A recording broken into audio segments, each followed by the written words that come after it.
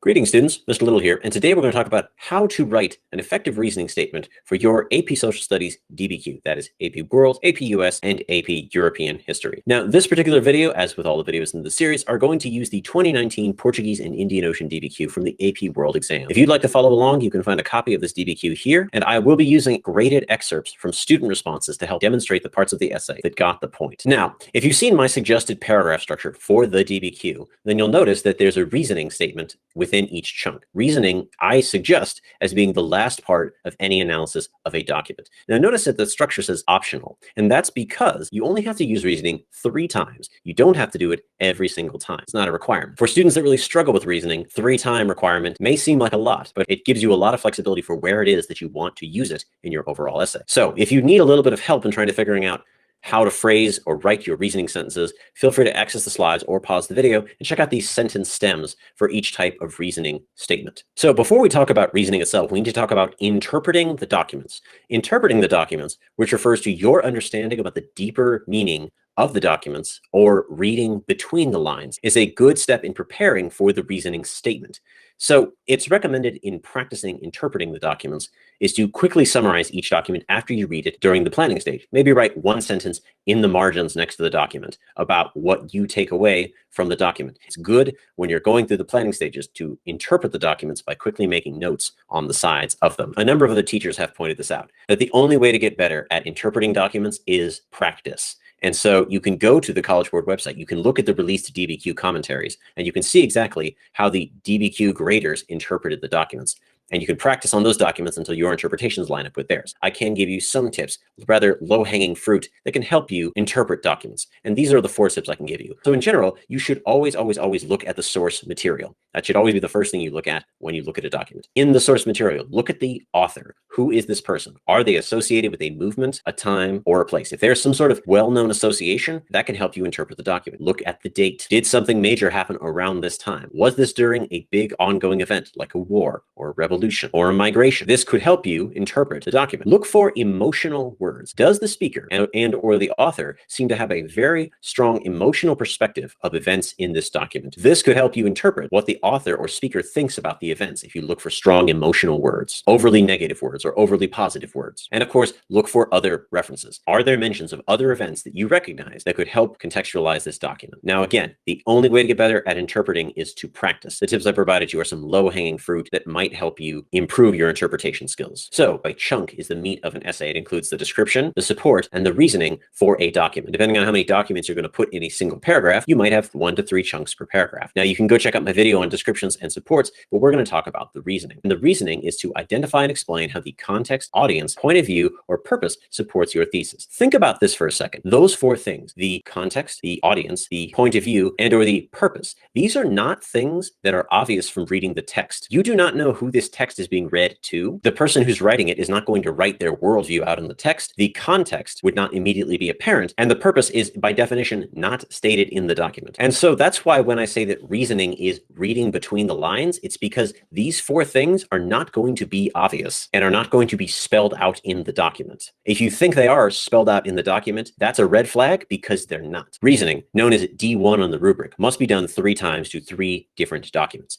And it can easily be broken into 2 parts. And I need to reemphasize that along with complexity, reasoning is perhaps one of the hardest parts of the DBQ, and it is okay to struggle with it. The first thing you must do is identify what is the point of view, purpose, audience, or context of this document. At least in my experience, most students can do this pretty well. They can identify the context or the point of view. It's the second part that everybody struggles with, which is how does that point of view, purpose, audience, or context support your thesis? And this is the hard part because this is not obvious. It's not in the documents. This is the reading between the lines part. And so before I show you some good examples of reasoning, let's talk a little bit about a few common reasoning mistakes that I see a lot. And so I want to kind of knock these out so that you don't make these mistakes too. When discussing the point of view, oftentimes students might say something like, oh, it's unbiased, it's neutral, or it's objective. This is never the point of view. All sources are created by humans. Humans have a perspective. Humans wear glasses. In the case of me, I literally wear glasses, but you have glasses too. It's called your point of view.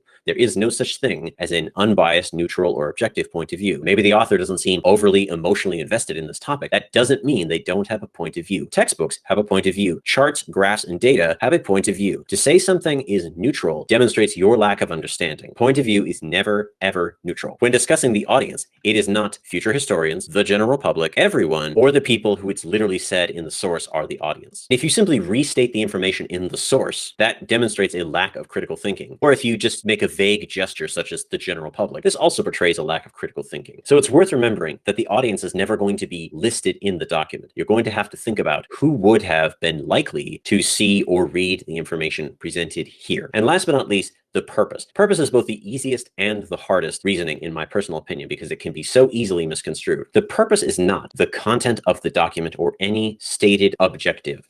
The purpose is a desired outcome. What did the author want to have happen as a result of saying what they are saying? A good rule of thumb is they are not going to say the purpose in the document. I know it may literally seem like that, but that's not what purpose analysis is about. And this applies to all the reasoning skills. They will never be spelled out in the document. But with that said, let's look at some well-done examples of reasoning taken from student essays. I've indicated in blue the reasoning identification and indicated in red the reasoning explanation. In this case, this student has talked about the context of Muslim merchants by discussing the famous pilgrimage of Mansa Musa to Mecca, which helped connect merchants in Africa to the Islamic world. And they're bringing this to document 1, which discusses Muslim merchants active in the Indian Ocean and West Africa. And then we've brought it to document 1. Notice, by the way, that this context comes before the description and the support. If you are a strong writer, you could go ahead and write your reasoning statement before you actually describe the document itself if you feel like it would flow better. So here's a point of view / purpose example. Now, these two skills, point of view and purpose, tend to overlap, and sometimes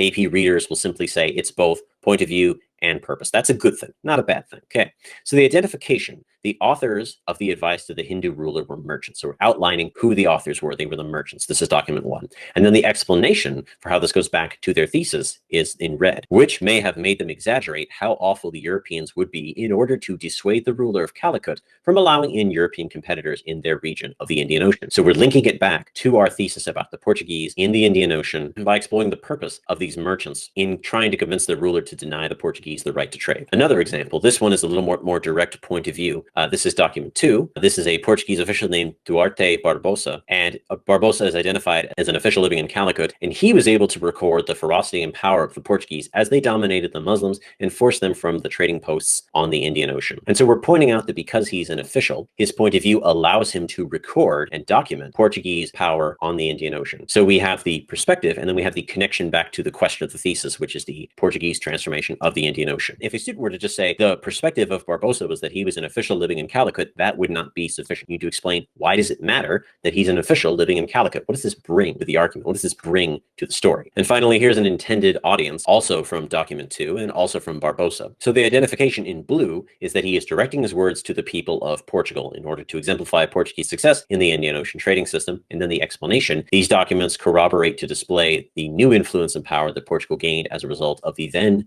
transforming Indian Ocean trade. They were consolidating their power, protecting it from foreign powers. So not only is the student making an argument about who the audience is, they're then explaining why they are writing to this audience and what this tells us about the Portuguese trade in the Indian Ocean. Again, if all they had said was Barbosa is writing this to the people of Portugal, that would not be sufficient. He's writing it to the people of Portugal to explain their successes, and specifically their successes in transforming the Indian Ocean trade route. So some final tips. When planning your essay, remember to make short notes about each document. This will help you interpret them down the line. It's not a bad idea. Take 30 seconds after you read each document to make some short notes about them. Throughout your writing, work on perfecting 1 to 2 of the reasoning skills and stick with them. If you find that you're really good at point of view, stick with point of view. If you find you're really good at purpose, stick with purpose. If you find you're really good at contextualization, stick with contextualization. Whatever it is that you're good at, stick with it. Keep in mind that not every document fits every reasoning skill. Read each document carefully. Some documents lend themselves better to context because they're very obviously connected to a broad historical event. Some documents lend themselves better to purpose because you can easily infer what the author wants to have happen as a result of their writing. And please remember, above all else, you must connect your reasoning to your thesis. I encourage you to continue to practice your reasoning skills throughout your writing, but I sincerely hope this has helped you out a little bit, or at least cleared up what the reasoning point is. I want to thank you for joining me. My name is Mr. Little, and I'll see you next time.